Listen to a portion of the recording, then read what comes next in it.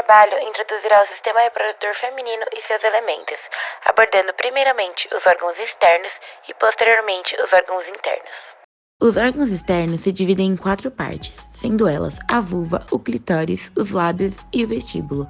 A vulva é a parte externa dos órgãos genitais femininos. Ela inclui a abertura da vagina, os lábios e o clitóris. Externamente, é revestida pelos pelos pubianos e atua como entrada para o útero, abrindo e fechando os lábios. Atua também expulsando os líquidos vulvovaginais, que são fluidos de flora microbiana utilizados pela vagina para fazer sua higiene e proteção.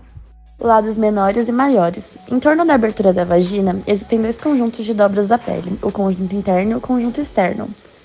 O conjunto interno contém os lábios menores, que são pequenos e sem pelos. Já o conjunto externo é composto pelos lábios maiores, que possuem pelos pubianos sobre a superfície exterior. Os lábios menores e os lábios maiores são formados por tecido conjuntivo na parte central e têm a função de proteger a abertura da vagina e da uretra. O clitóris é um pequeno órgão erétil do aparelho genital feminino e a fonte primária de prazer sexual. Ele se localiza acima da abertura vaginal e da uretra e entre os pequenos lábios. É composto por uma glande, um corpo, um prepúcio, o cristo clitóris e os bulbos vestibulares. Existem 2 elementos que compõem a parte externa do clitóris, sendo eles o prepúcio clitoriano, indicado pelo número 1 na imagem, e a glande clitoriana, sinalizada pelo número 2. A glande é a parte externa do clitóris que tem o tamanho de uma ervilha e está localizada acima da uretra. É a parte com mais nervos do clitóris e é extremamente sensível ao toque. Diferente do resto do clitóris, a glande não incha ou aumenta durante a resposta sexual feminina, já que não contém tecido erétil. Logo acima, ou no topo da glande, está o capuz do clitóris, também chamado de prepúcio clitoriano. Ele é formado pelos 2 lados da conexão com os pequenos lábios e pode variar de tamanho e em grau de cobertura de pessoa para pessoa. A maior parte do clitóris não é tipicamente visível quando olhamos para a vulva, sendo ela a parte interna, composta por um corpo, os bulbos do vestíbulo e o crus do clitóris. Conectado à glande clitoriana está o corpo do clitóris, sinalizado pelo número 2 na imagem, que se projeta para cima em direção à pelve e é conectado através de ligamentos ao seu osso púbico. A partir do corpo, o clitóris se divide em 2 para formar os bulbos vestibulares e o crus do clitóris, indicados respectivamente pelos números 3 e 4 na imagem. Os bulbos e o crus contêm o tecido erétil que incha com sangue durante a excitação sexual. Ao inchar em cada lado do canal vaginal, eles aumentam a lubrificação na vagina, a estimulação sexual e a sensibilidade. O vestíbulo é a fenda localizada entre os pequenos lábios onde está a abertura da vagina e da uretra. Nele é possível observar as chamadas glândulas vestibulares, e em cada lado da parte mais alta do vestíbulo encontram-se os bulbos, que já vimos anteriormente.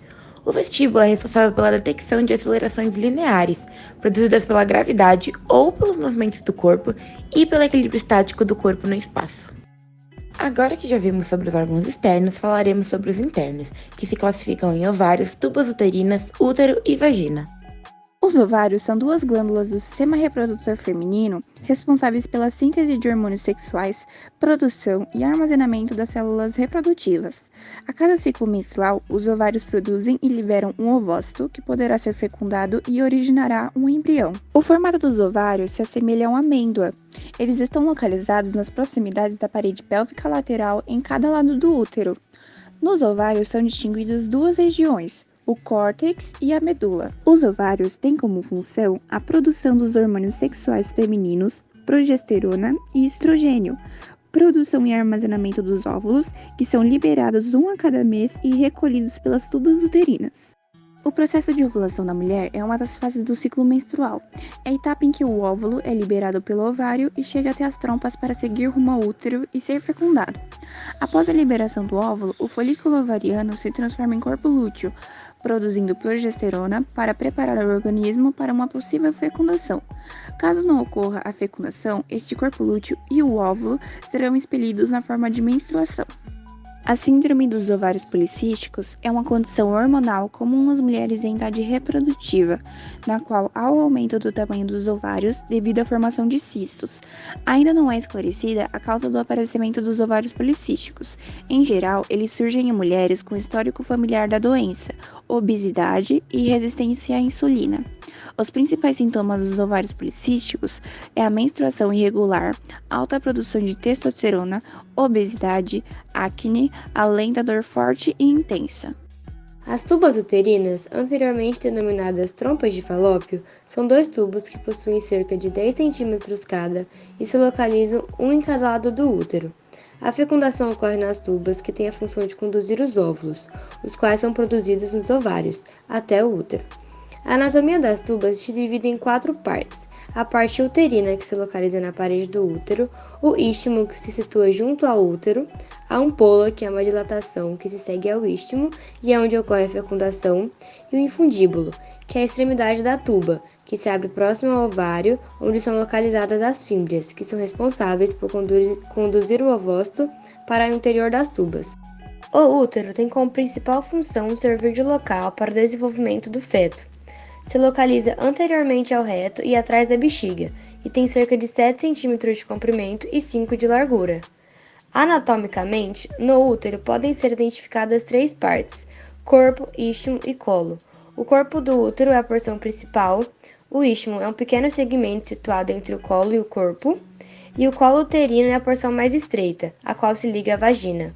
Além disso, o útero é revestido por 3 camadas de tecidos, sendo elas o perimétrio, que é a camada mais externa, o miométrio, que é a camada intermediária, e o endométrio, que é a camada mais interna e reveste toda a cavidade uterina, e é responsável por alojar o embrião na parede do útero e nutri-lo durante o início da gestação, até a formação da placenta.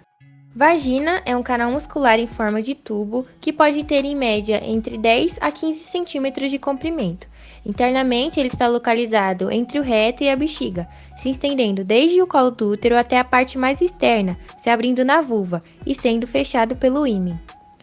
O ímen, por sua vez, é uma película protetora formada por tecido conjuntivo e mucosa, que varia em tamanho e forma. Entre seus diferentes tipos, existem alguns principais, como o anular, que é o mais comum e possui apenas um orifício, o septado, que possui um orifício e é dividido em 2, o cribiforme, que possui vários orifícios e é semelhante a uma peneira, e o complacente, que possui um tecido mais elástico. Basicamente, o canal vaginal possui funções de dar saída ao fluxo menstrual, ser o local onde ocorre a cópula ou coito, e o canal de parto, por onde o bebê passa via parto normal. Sobre o tecido dessa estrutura, a parede vaginal é formada por 3 camadas. A mucosa, que tem função de basicamente proteger o órgão de micro-organismos e doenças, mantendo o pH vaginal ácido. A camada muscular, formada por fibras musculares lisas, e a camada adventícia, que é a camada mais externa que liga a vagina aos tecidos que estão à sua volta. Por estar ligado ao meio externo, o canal vaginal se torna suscetível a infecções, que podem ser vaginites, que se referem aos processos inflamatórios, e as vaginoses, que não apresentam evidências de inflamação. Uma infecção surge quando o micro-organismo, como bactérias, fungos, vírus ou protozoários, infectam o sistema reprodutor feminino. Dependendo do agente causador, os sintomas mais comuns a serem percebidos são corrimento, odor desagradável, coceira, ardência ou queimação ao urinar. Obrigada por assistir.